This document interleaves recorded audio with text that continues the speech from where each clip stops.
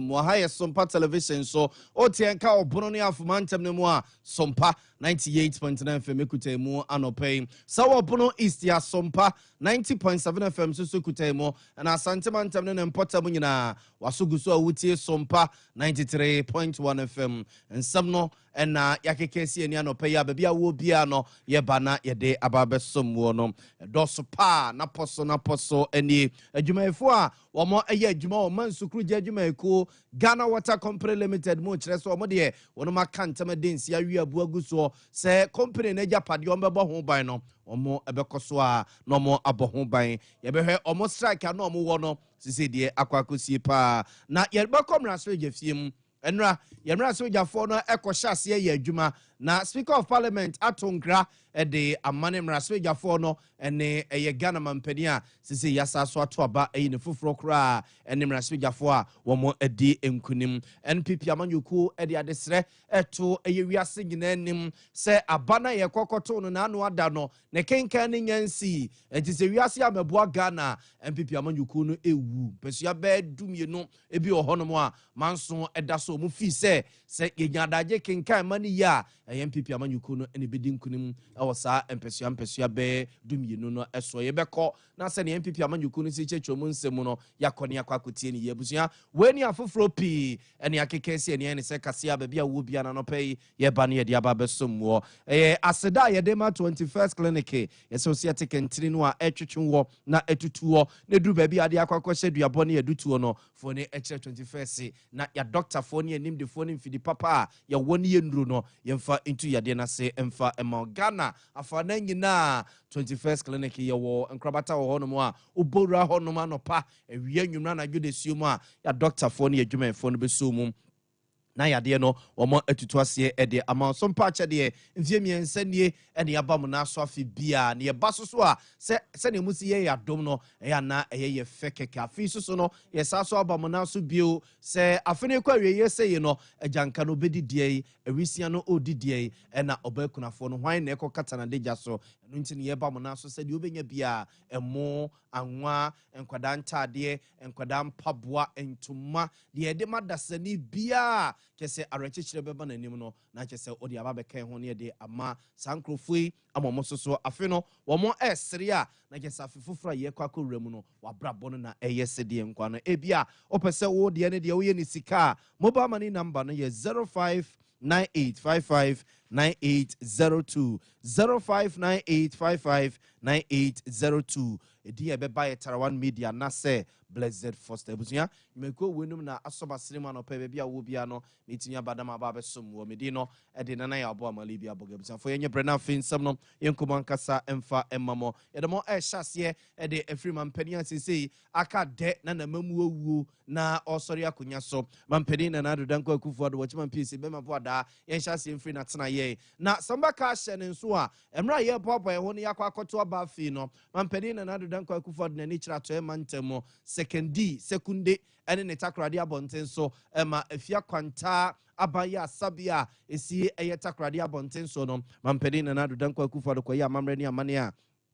ye kan se eye statue bia na omosi ede ama no okuku bie ano ni nhoni ena chese okuku bie ano na ura afia nkwanta hospital na kwasipro ne kan se ne entrance no a ena amanfo bi edesa nhoni no ekuku siye se omode hye mampani na adodanko akufo ado animonyam se odo ani kira to emantamu a sekunde ene ne tade abonten so enwuma mampani na adodanko akufo ado ahya se wo mpotemu no mantam no mu no omo efi so omo yesa nhoni no na omode ahyene animonyam de adana se ewom so onwie de takrade interchange eda so ekonkon honom ene nwuma pia aban na eya womo enwie ne so no mu fi se bebia ababedron de o se omo ede asedama mampani na eno na de echi eno adwo abusia de ye tete ene se mampani na adodanko akufo ni woni no a omo ekoyeye esi efia nkwanta government hospital enimu honom no ano nipa bi ahyase edwiri totwene ebi ahyase a womo ebubu statue no se de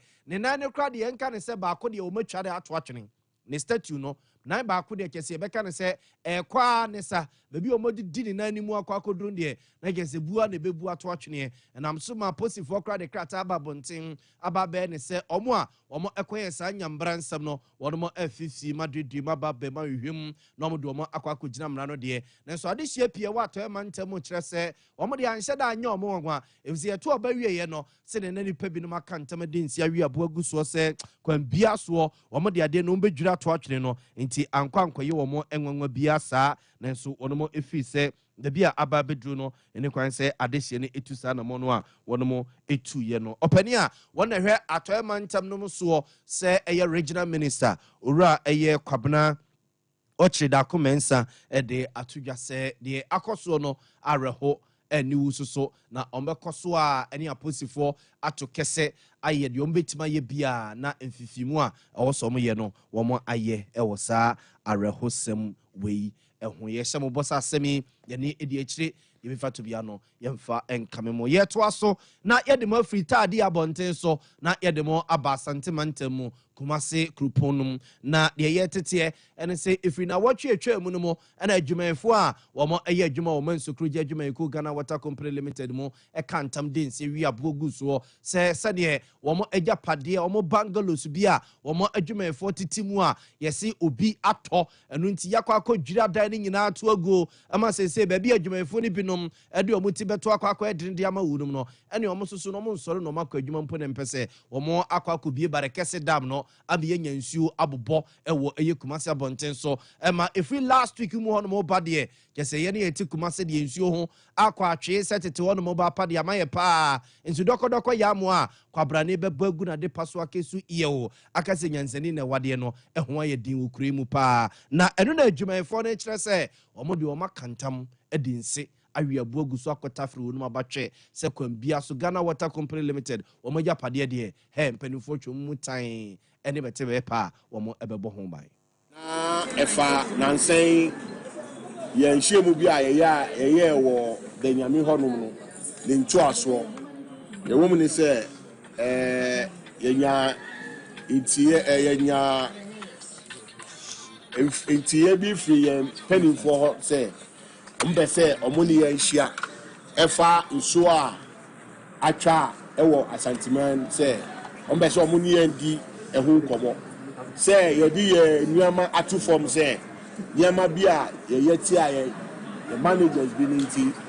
ye nye edwuma no biom no mbese omu hia ye wo ho omu so se omu nya ngofo bi frɛ omu penifo bi frɛ omu nti na omba aye meeting ewi yaji omu we no atum se ye start issue no pumping no ene ya nti me ne o kase ye nkrofo nyina no ahyase a omu ye adwuma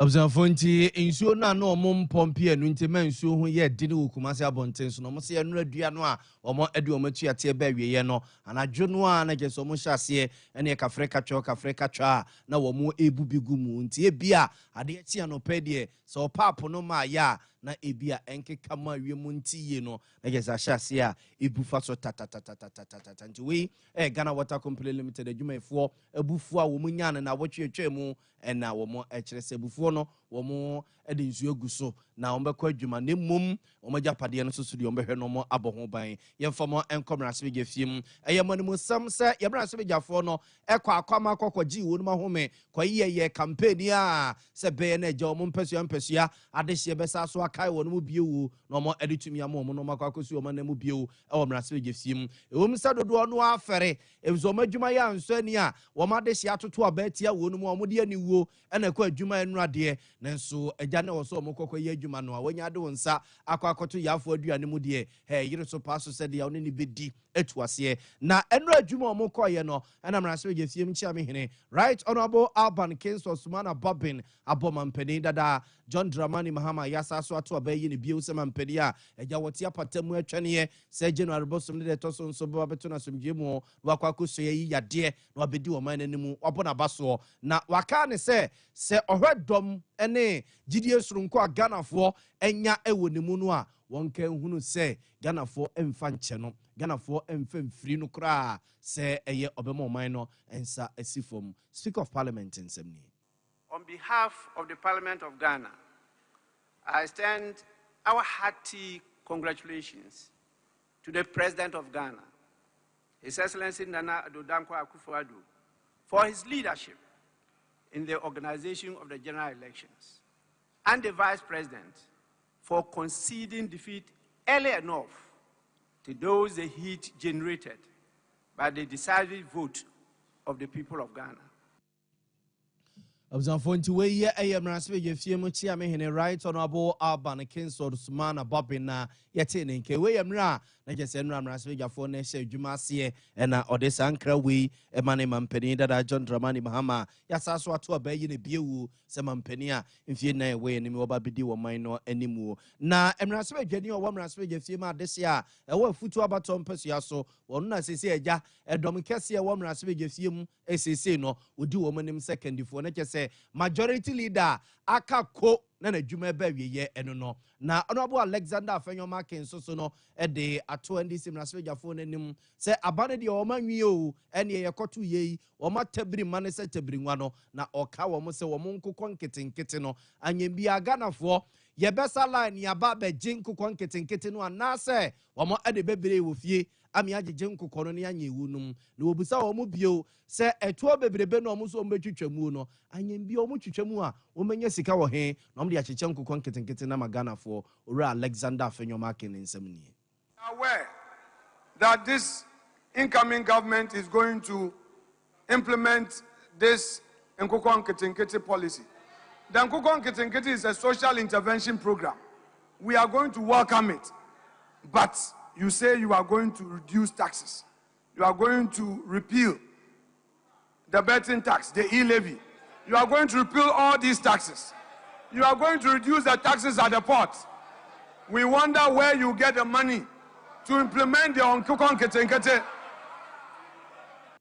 Observant way a futu mraswe jeni honorable Alexander Afenyoma Kense ne yete ne nka no wono ena edom kese wo mraswe gefie mu sese mraswe dwa no a aka ko ene de na aguo mo adwuma ba wiye no ono ene di wo manim na yete no enka ne ntinkukwa nketenkete no ena na wo busa ho asem sa jambia no ye de lie ene beba ba je anasom de bebere wo fie ama yanye ne omukofo sika wo hen omde acheche nkukọ no ene ho asem eno no na ono no busa asansem wieye no ena adwumako enye ne siem abato mpeso aso mrahye dwane yewura Dr. Kisela to ba forsen wono so ena dom kuma sese e wo mrahye dwafie mu a mrahye dwe akademiko na agua ba wieye no wodi wo manim ntenche bia na yese dom kese no wono ena ekwa akudie ne mu nsemampani dada John Dramani Mahama ansesa ne hyebere nko ade a na yese no na ekwa akudie enemu wono so ade atodwa yi ne nua Alexander Afenyoma Kensia no se woka no se ewie no MPP awie no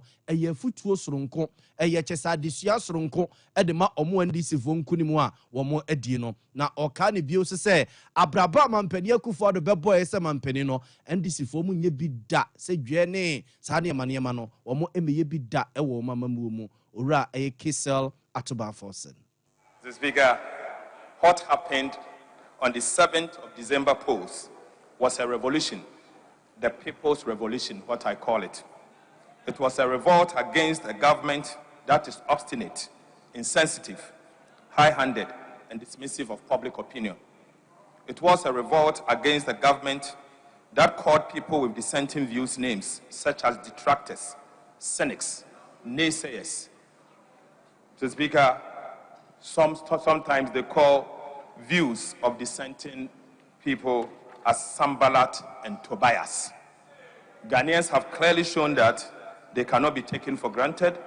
and that when it matters the most, they will either reward those in office or punish those in office.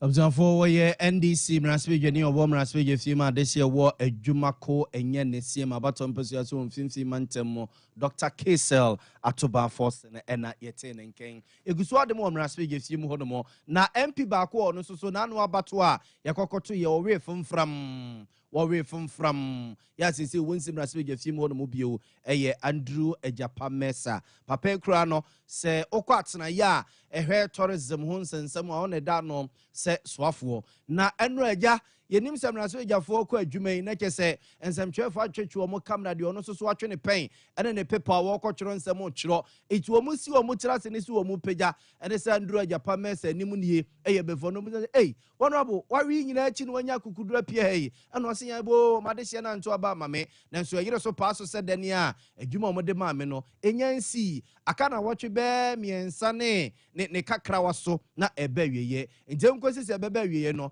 agya mɛba mra sɛ gyafie mu saa ba na maba bɛgyina ɔma nan mu na madwene ne papa ɛde ama ɔmo owura Andrew Ejapa Mesa nsɛm nie.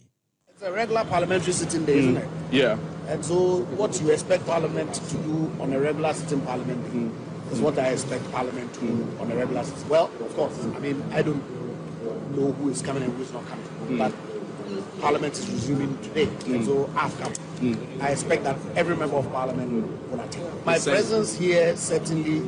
throws into the data session. I lost the election for the 9th Parliament. I'm still a member of 8th Parliament, representing the good people of 2nd D, and I'm here to do my job. Why do you say it's up for discussion today? Abusanfo nti we ye honorable Andrew Ejapa Mesa we MP de ma this year ɛwɔ sekunde abaton pesua so ɛyɛ atɔe mantem asɛm ɛna yɛ kɛn sekunde MP no ɛna yɛte no ɛnka no na yɛmfa mo nkɔ MPP amanyɔkuo atena yɛ na MPP amanyɔkuo no so kyerɛ sɛ wiase a mɛboa wo no mu a yɛbuo mu kom aba na yɛ kɔkɔto no na no ada no asɛ nipa bi pɛso ɔmo kyekyere MPP amanyɔkuo ne nsa na ɔmo kyekyere ɔmo nsa gu ɔmo akyi wi a ɔmo atwa control mo afɔ ɔmo tikwa koro ɔmo num sɛ yɛ surudu so ɔmo ahwɛ yɛ ne sɛ nkwan no ɛyɛ abɛnkwan no ɔmo de mini fufu a ɛbɛkɔ akɔtram wunum ɛne sɛ yɛ wɔn mpɛsua bɛ du mienu 12 bi hɔ no mo a besi na yɛ to aba wie yɛ no yɛ nhunu nipa a wadi nkunim sɛ ɛyɛ mraso adwani a wɔkɔ akɔsi adehye na mu wɔ mraso adwafiem MPP kyerɛ sɛ wɔnwe NDC so kyerɛ sɛ wɔnwe na electoral commission mpɛdemfo yɛ nhyehyɛ sɛ nkasa mpɛsua bɛ du mienu no wɔn bɛsa so akan ma ne nyinaa ɛfoforɔ ɛno so akɔ akɔde ne boakye bi di man so a we de court nam ha we so de krata gyina ne sɛ ya sɛ MPP amanyɔkuo kyerɛ sɛ baabi yɛ aduro no sɛ wiase ne international community na mmem na ɔma amɛboa a ɛbɛɛ de ne paa owura Peter McMahon ɛna ba abato ho nsɛnsɛm so a ɔhwɛ so de ma MPP amanyɔkuo no ne nsɛm ɛnie. His deputy chair, Mr. Samuel Tete, stated emphatically that there was no declaration of the Ablekuma North, Lomiko Abenya, Tema Central, Okaikwe North, Ahafuanu North, Ahafuanu Southwest, Obuasi East, Techiman South, and Nswan Adwadiri constituency prime parliamentary results because the coalition was incomplete. Indeed, the Commission has maintained that all purported declaration of parliamentary results made under duress, as was seen in those constituencies, are not in conformity with laid out processes enshrined in CI 127. Abusanfo Peter McMahon ɛna yɛte no ɛnkɛn yɛmfa mo nkɔ wie wɔ mfimfini mantam mama no tua sɛ wo kan wo nsa kɔ no sɛ nanum nsia na place times keka ne esi ani a aka kakra bi na kyɛ sɛ bronya no a bronyo afia to ye bio na yesi ye kwa kodi bronya no so no ye kwa kodi ni saa no a obon se yesi ye de bibi carols night 9 lessons and carol ne kyese ensem ne de bebrebe ne akeka sie ni obon se kwafo ne gina ha na rurumi na kyese omo toto nwom no a na Coconut Groove Hotel ya ewo Elmina Bonte so mtinti mantam a hotel yi be pie mfinti mantam ne o mayi mu no mfi aduasamu ani na onom so no eje omo 9 lessons and carol so wonom aye ne kwan sonko so na pane kwan chefa wada hotel na no se manager ora Victor Opokuminta achichim eye hotel no ne papa wo mode asom wiase ne Ghana man nyina. We stood resilient through the global challenges affecting the hospitality industry, which include Ebola, COVID, and the numerous economic turbulences. But despite all of that, we assure you that we'll be here for another 30 years and more. We have stayed this long in business by providing every guest our warm Ghanaian hospitality, coupled with prudent financial management.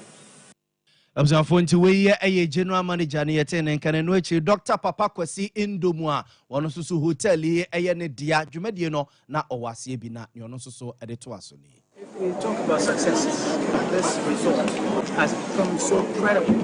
that anybody of any standing in the world, when they decide to come to Ghana and also make a decision that they will come to Elmina, Cape Coast, Central Region, this is when they want to come. So we have many reputable people from all over the world.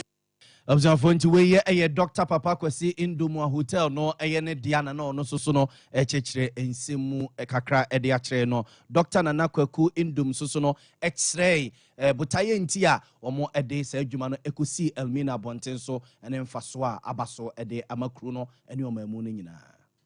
Years from now, we want to see maybe more hotels here in Elmina. We want to see a thriving environment. A friend of mine once called Elmina a sleepy fishing village. And we want to make sure that Elmina continues to grow to become a thriving population with schools, with businesses, with pharmacies. We want to turn this. Abzafo kase na si medinde na ya bo amalibi aboga sidan koma akosia sumu ane mrante ne maba wa na ebo michidom anope yo mahine saso atranse bio ade ache bi adwumadi eto so 21st clinic